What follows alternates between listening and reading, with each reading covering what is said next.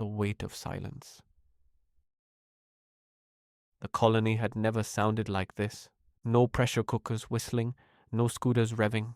The children's voices felt lowered, as if grief had seeped into the concrete itself. Even the stray dogs seemed to understand that today was not for barking. Aditya paused outside the gate before stepping in. Just on the inside of the gate, rows of plastic chairs faced the front door of the house. In front of them, white-covered mattresses were lined up. At the very front was Kabir. He lay there, wrapped in white.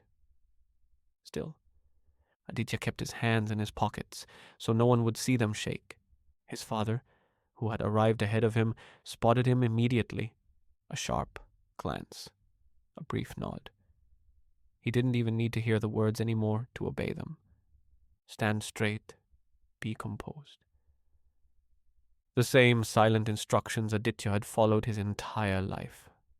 Aditya's father stood among the neighbors gathered to offer condolences to Kabir's family, nodding gravely as they spoke.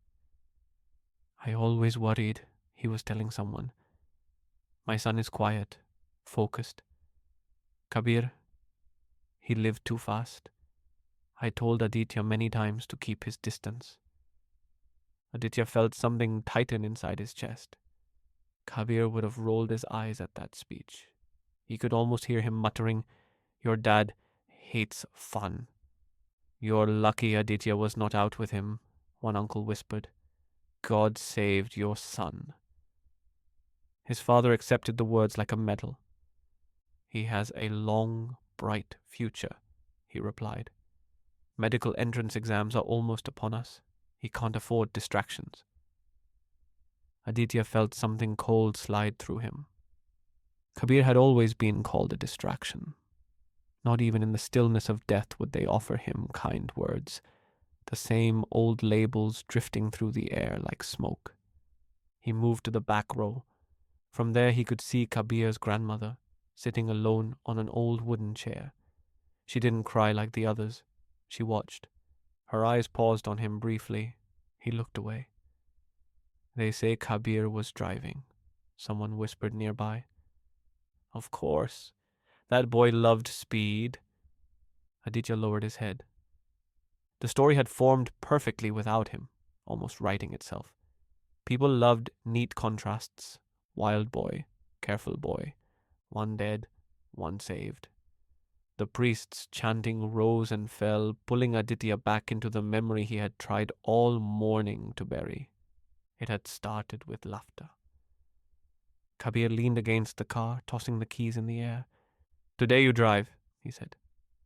I don't want to, Aditya replied. You know I hate highways. That's exactly why, Kabir grinned. You're going to be a doctor, yaar. You can't be scared of everything. I'm not scared. Kabir raised an eyebrow. Then prove it. Aditya hesitated. His father's voice echoed in his head. Focus on studies. Stay away from trouble. Kabir dangled the keys closer. Just for a bit. I'll guide you. Against instinct, against habit, Aditya took them.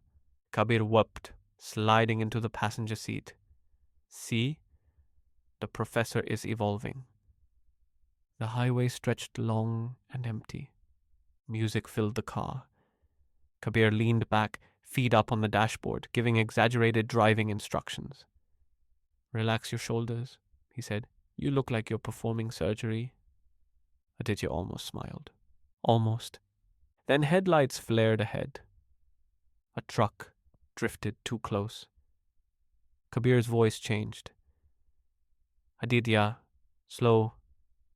The world snapped sideways. Metal screamed, glass burst into glittering fragments, and then stillness.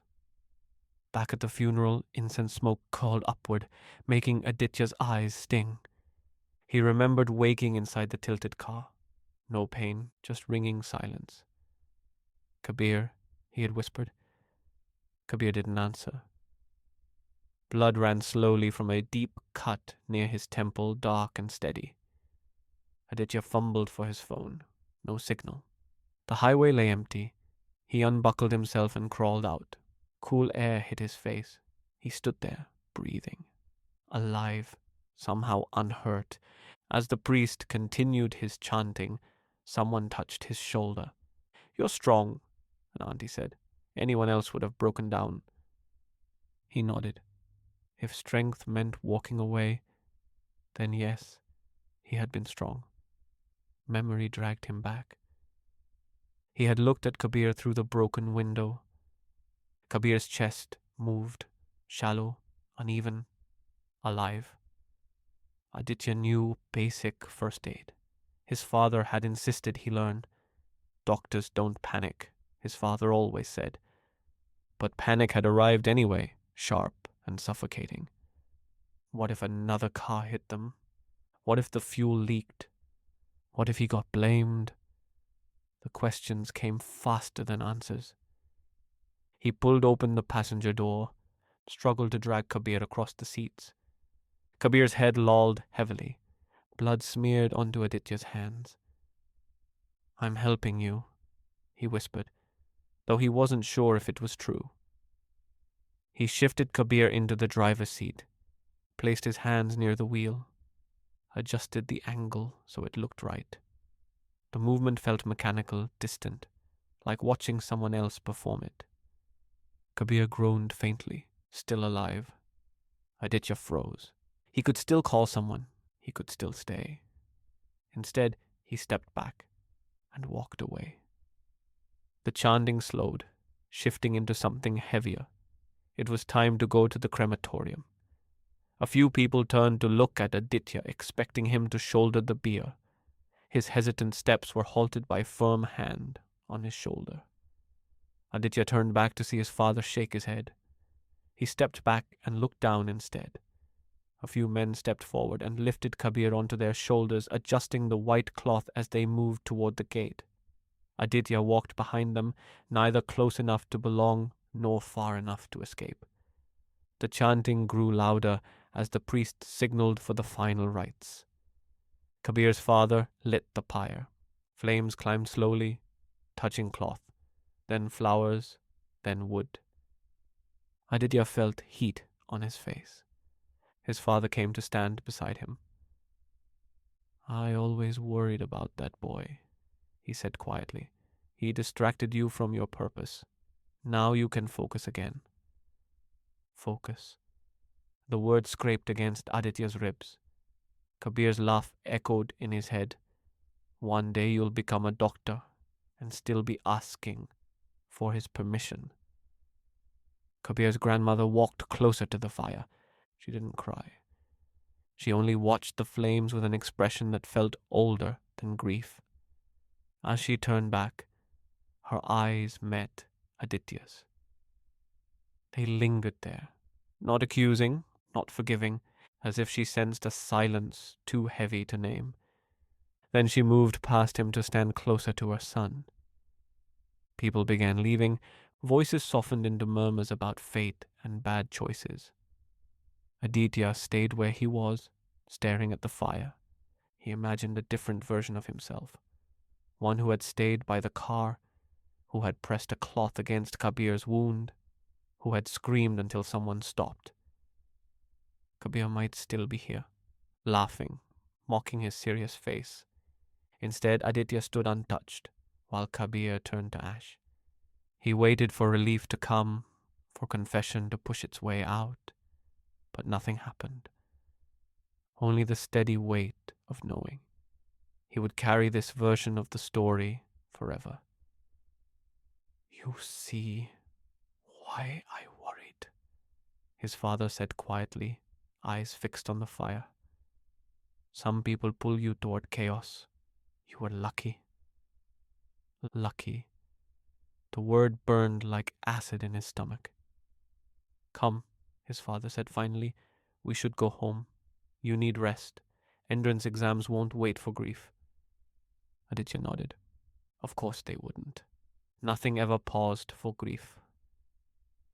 He turned back to see his friend one last time.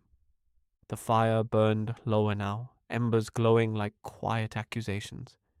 Kabir's father and grandmother stood near the flames. His father, silenced with grief, just looked into the fire. His grandmother, though, her gaze followed him, steady, searching. But still she said nothing. That silence felt heavier than any confrontation. Aditya walked beside his father along the lane back to their house. Neighbors offered gentle smiles. The boy who survived, the future doctor, the good son who made good choices. Each step felt rehearsed, each breath carefully controlled. Behind him, the smoke thinned into the dark sky. Kabir's voice lingered somewhere in memory, laughing, reckless, alive. Fire consumed what it could. The rest remained, and Aditya kept walking, untouched on the outside, carrying a truth no one would ever hear. A memory that would follow him long after the flames were gone.